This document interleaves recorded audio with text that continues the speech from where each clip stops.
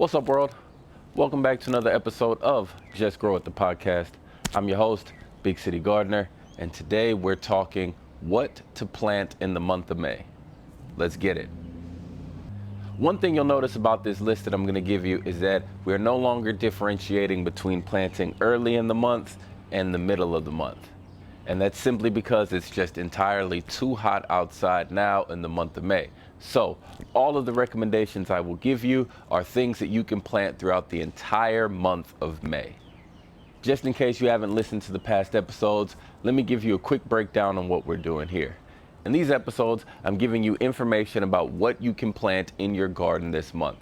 Now, these recommendations happen to be from my zone, which is zone 9B down here in Houston. So your planting schedule may not match up perfectly with mine, but it really depends on where you live. So let's get to it. The first thing that we can plant in our garden in the month of May is basil. Now you can either seed basil directly into your garden, or you can plant basil transplants. The next thing we have are lima beans. Now you're going to want to direct seed your lima beans directly into your garden. Another thing you can plant in the month of May are my favorite pole beans, and those happen to be the yard-long pole beans.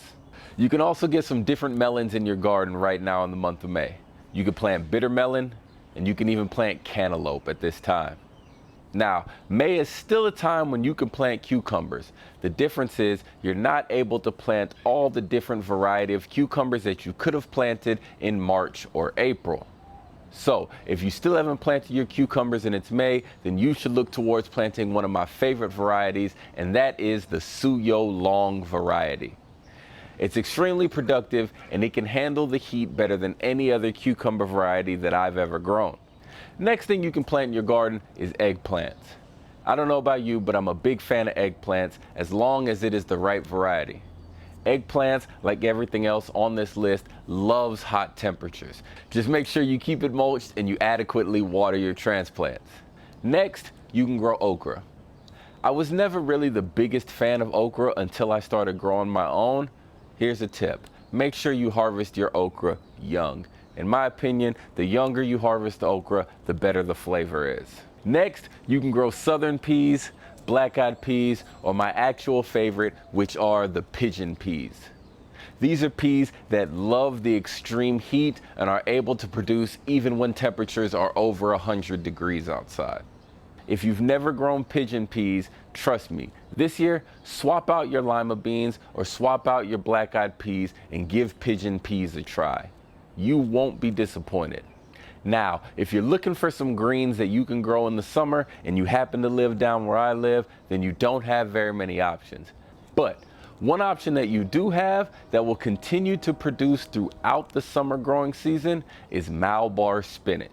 Let me give you one little bit of advice when it comes to growing Malabar spinach.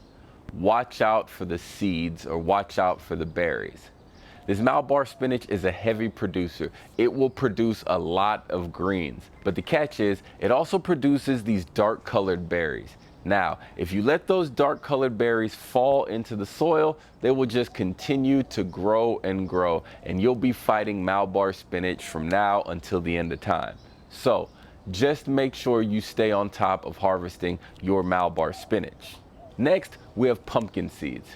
So if you're still out there planting corn and you're looking for something to grow as a ground cover, then don't be afraid to throw some pumpkins into your Three Sisters patch. Also, we have one of my favorite flowers, and that is the sunflower. Just like the name says, sunflowers love the sun and they love the intense heat. Just make sure you keep them mulched and you provide adequate water. If you're looking for a cool variety to grow that you've never grown, then you can look for something called the teddy bear variety. And finally, we have sweet potato slips. Sweet potato slips require at least 90 days of extremely hot temperatures. So if you're looking for something that you can plant in your garden and use it as a ground cover, or something that you can plant in your garden and almost use it like a cover crop, then look no further than sweet potato slips. If you don't know how to start sweet potato slips, then you should check out the video that I have on YouTube. Now, those were the best things to plant during the month of May. Here's 4 other things that you may still be able to plant depending on where you live. The first is arugula. Second, corn. Third, runner beans. And fourth are pepper transplants. If you had some pepper plants that you put in your garden earlier in the season and they just don't seem to be growing and producing like you wanted, then don't be afraid to add more peppers into your garden. As a matter of fact, I'm about to throw a couple more Scotch bonnets and habaneros in my garden this week. That's it for this short episode of Just Grow It the podcast. But you know I can't let you go without asking one thing of you. I have a goal of turning Just Grow It the podcast into a top 10 gardening podcast, and I can only do that with your help. So leave me a 5-star rating, leave me a review, share this episode with as many people as you possibly can. I would really appreciate it. Now, go grab your garden diagram that shows exactly what you're going to plant where. Figure out what you're going to add to those missing spots in your garden. Get outside, get your hands in the dirt, and just grow it. Peace.